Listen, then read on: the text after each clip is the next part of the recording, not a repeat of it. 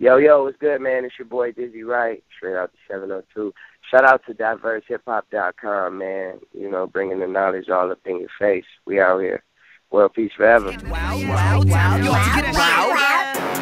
Cruising the map. Take out your phone and take a snap. Girls always wanna do that twerk team shit in my lap, and I'm like, go, go, go, go, go. Yeah, cruising the map. Take out your phone and take a snap. Girls always wanna do that twerk team shit in my lap, and I'm like, go, go, go. Cause everywhere I go, turn into Vegas. Never time for y'all to get wild. Everywhere I go, right back on top of things. Everywhere I go, right back on top of things. Well, let's start out with State of Mind, the State of Mind EP. You just released that, and how do you feel about that record, the EP so far? I feel good about it. State of Mind is just kind of like where I'm at right now. You know, put into a little project, and it's cool. Just telling a little story. Yeah, what was the confusion about the EP? You said you were going to release it in March and do a collab with someone. I forgot who it was, but it's supposed to be like a joint EP, and I don't know what happened with that. Did you like just decide to get rid of that, or keep that material saved away, or? Yeah, nah, it didn't work out. It didn't work out. They just wasn't like really, I don't know, man. Dealing with these corporations and these niggas that, like, you know, outside of funk life, it's a little difficult at times. And it was something that I really wanted to pull out of, but I didn't end up having to pull out of it because the ball was dropped. So it left me to rush a lot and do a lot on my own at the end, which was kind of frustrating or whatever. Like, a lot of this stuff was State of Mind. Like, the EP cover was rushed. The first video, Everywhere I Go, was rushed. All because I kind of, you know, put the ball in somebody else's hand, and they dropped it. So it was a frustrating process or whatever. So it's just like, whatever, though. Yeah, why did you choose to drop an EP, though, instead of, like, a project? Because the last time, like I said, you dropped an album was in, I think, April 2012, a Smokeout Conversation. And then you released some mixtapes in between that. But what made you want to drop an EP? Well, shit, I gotta eat. That plays a part. But also, you just can't give the, yeah, and it's just like, you can't give the fans too much. Like, I dropped my Golden Age mixtape, had 22 songs on it, and you know, I dropped that shit, and people wanted new music instantly. Like, and I mean, to really bring your vision to life, you gotta have bread, you gotta have money. You know what I'm saying? And like, yeah. I don't got like a whole lot of money behind me, and I just got like good people behind me, and like, I can't bring my vision to life like how I want to. So, you know, I'm just learning that as I'm getting older. I gotta slow down and just kind of like, you know, make the right moves, you know. So it's just like a whole package to this shit. Yeah, I understand what you mean, because like I have a vision on a bunch of stuff I'm trying to do, but it's always the money that's the problem, because you need a lot of money. You need money.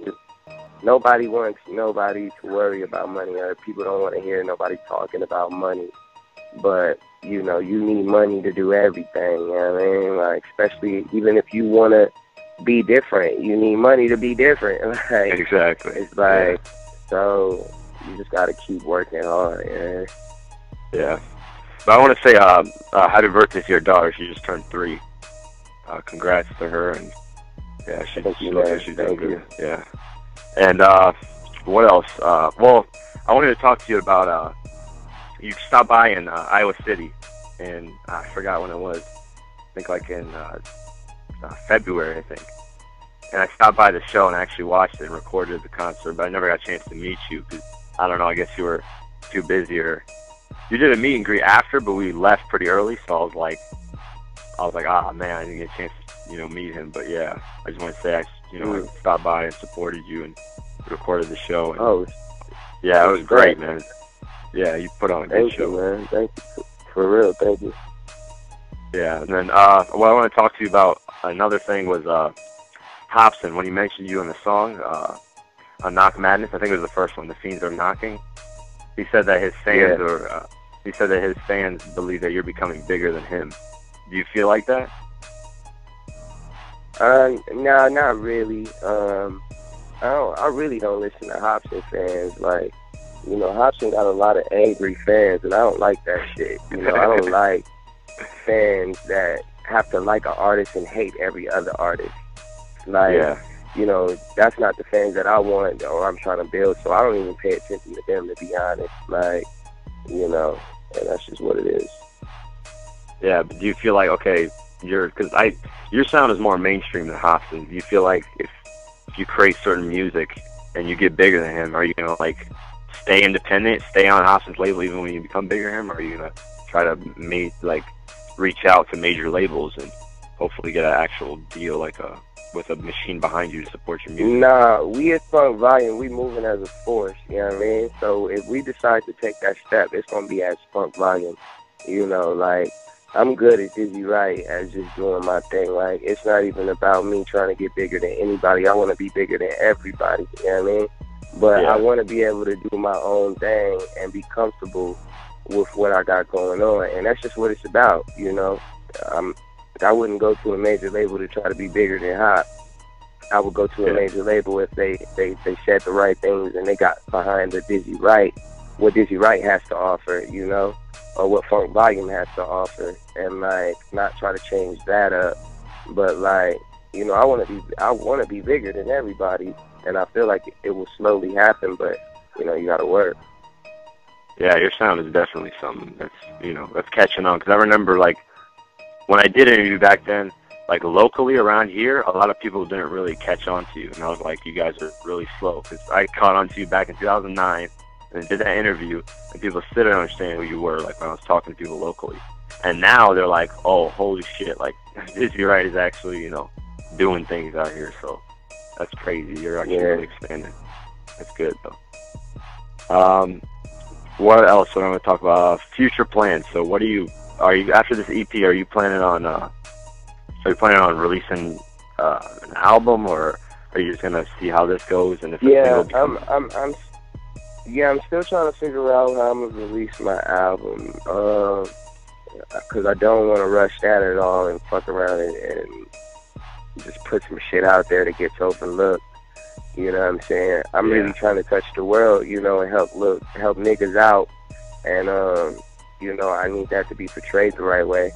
But I am working on the album, and I'm also working on my Second Agreement EP, which is tied into the First Agreement EP. It's kind of like Hopsin's, like Ill Mind of Hopsin 1, 2, 3, and 4, 5, 6. You know, that's kind of like the First Agreement, but they're going to be projects, and I want to spread them out so people have something to really kind of like cling on to, like a message to cling on to that's like not just shoved in their face, you know, but in like a cool way. So, I'm working on a lot of stuff. I just don't know how I'm going to release it yet because I have to be smarter with how I do things. Yeah. So you're releasing State of Mind 2 EP, and then you're going to try connecting to more with State of Mind 3? Nah, not State of Mind 2. The Second Agreement ties into the First. I dropped the EP called The First Agreement. Oh, and there's 4 agreements in that agreement. There's the First Agreement, the Second Agreement, the Third Agreement. And the First Agreement is based off of the First Agreement, which is being impeccable with your word. And I kind of made a project out of that. So I want to make a project out of the Second Agreement, which is not taking anything personal. Kind of like my positioning where I'm at right now, you know, not taking things personal, not taking it personal that, you know, people think that I'm getting bigger than Hop, or not letting things get to my head, or just being humble about things. It's kind of like, you know, just the life shit that I apply to my life, you know, I'm able to put in my music. Yeah. Are you gonna, as far as expanding your sound, you plan on doing any like singles for like females and doing club singles? Because I know when you released the first album, you had a couple of club bangers on like I Can't Trust Them. And then you had like those storytelling records and. Yeah, but it's production, man. Like, you know, I've never had a team of production around me. Like, I have to search for my beats, and they have to come across me just like, you know, beats got to come across anybody. So I just try to pick the best sound that I feel like people are going to be able to kind of fuck with, but still my vibe, because I grew up on a certain type of music, and that's how I want, you know, my music. I want my music to reflect me, like how the music I grew up on. And so sometimes I'm not even just thinking about having bangers and shit. I just do that shit because I know I need that shit for myself. So, I mean, I'm always going to branch off and do things a little differently and try new things because, you know, I'm versatile. I could, like, do a bunch of different shit, but, you know, it's always gonna be a Dizzy Wright sound. Yeah, it sucks that you need, like, club hits to get people's attention nowadays. Oh, indeed. Yeah, it doesn't. You could be the hardest lyricist, you know. Kendrick Lamar, you know, wouldn't be Kendrick Lamar without Bitch Don't Kill My Vibe, you know. And some of the other records that people cling on to, you know, Martin had a dream, Kendrick had a dream. Like, they just need that kind of shit to even give your other shit a listen. So you got to know how to work the system, you know what I mean? Yeah, exactly. So what do you think of the state of hip-hop right now? Do you think, like, all these, you know, you hear YG, Schoolboy Q, are you planning on doing any, like, tracks with these people, or are you just listening to what these other artists got, or? Yeah, I think hip-hop is at a real cool place right now. I really like Schoolboy Q and YG. I think the West Coast, we coming with it. I like the Migos cats too. They got like a crazy little fucking style. And it's just, I mean, hip hop is an expression, man. Like, it has always been like that. Back in the day, you had Wu-Tang, and then you had fucking Dr. Dre and Snoop and all them on the West Coast, and then you had like Master P and fucking Silk the Shocker and all them niggas on the South. It's always been very different, but it's always an expression of where we come from. So I feel like as long as people keep telling their stories of their side of the world, you know, hip-hop will always be cool. People will always be aware of our culture because that's what it's about. It's an expression, you know what I'm saying? Yeah, exactly. What do you feel about those artists that don't portray what they're saying in their songs? Like, certain artists will be like, I'm the biggest drug dealer, and then they'll have, like, you know, background information that says they're not really that. Do you care about people actually being what they're talking about, or nowadays it's just music? Nah, I don't listen to nobody that I feel like faking it, you know what I'm saying? Like, you know, but people don't care nowadays. You ain't gotta be, you know, you ain't gotta be the realest nigga. Like, niggas will follow anything. Like, you know what I'm saying? People sometimes just like to follow shit to be different. Like, just because they hear everybody else don't like it, so they want to like it. Like, we dealing with a new generation now. Like, it don't matter. You just like what you like, accept what you accept, and keep it pushing. Like, cause there's a lot of fuckery going on. You know what I'm saying? Exactly. And, but it's all about how you raised. Like, I was raised different. So I expect to hear, when I'm listening to music, I expect to be able to understand your side of things. And if I can't do that, I don't really want to listen to it. Yeah, exactly. So what do you think about, you just tweeted just recently about Donald Sterling. What do you think about him? What happened with the situation with him disrespecting black people and saying they're not supposed to be coming to their games? Yeah, we live in an ignorant world, you know what I'm saying? And it's like racism is still alive, you feel me? And rich people are just, I mean, I don't want to just say like rich people, just all rich people, but they just get on my fucking nerves. Like, you know, it's a lot of black players on the Clippers. I feel like people wouldn't even go to the Clippers games if it wasn't for the black players. Like, nobody gave a fuck about the Clippers before, you know, the real ballers was there. You know what I'm saying? Exactly. So, and he just hating on Magic Johnson. I don't know why he wouldn't want Magic Johnson to be there, but that's insane to me. So, I mean, you know, man, fuck that nigga, you know? That's just how I feel about it. Yeah, exactly. That's terrible that racism still exists. I mean, I'm seeing it go away, though, slowly with music. I think a lot of the music is changing things. How do you feel about a bunch of people, like a lot of people on these social media networks, like they follow what like bloggers say or what certain people say, and they don't have their own like opinion on music anymore. Seems like everybody's a sheep nowadays, and nobody's really stating what they feel. Yeah, everybody just following motherfuckers. Yeah, it's whack. It's whack. I don't really know what to make of it. You know what I'm saying? I'm not in school. I don't go to college. I'm not in high school. I don't know how niggas think no more. You know what I'm saying? I feel out the loop a lot of the times. Like, I don't even know what to believe half of the time. Like, you see some shit on the internet, the shit could be completely fake, like, and look so real. Like, people, the world is like, it's mind-boggling to me because there's so much real shit that's going on in the world that people don't know about. Like, people didn't know that the motherfucking, that plane was missing going to Malaysia or wherever it was going. Like, for 40 days, though, they couldn't find a plane. That's crazy. I know. I was like mind blown by that stuff. They still haven't found that plane, and people know nothing about that. You know what I'm saying? People know nothing about that. But the minute, you know, Zimmerman, who killed Trayvon Martin, wants to have a celebrity fight with DMX, you know, everybody knows about that.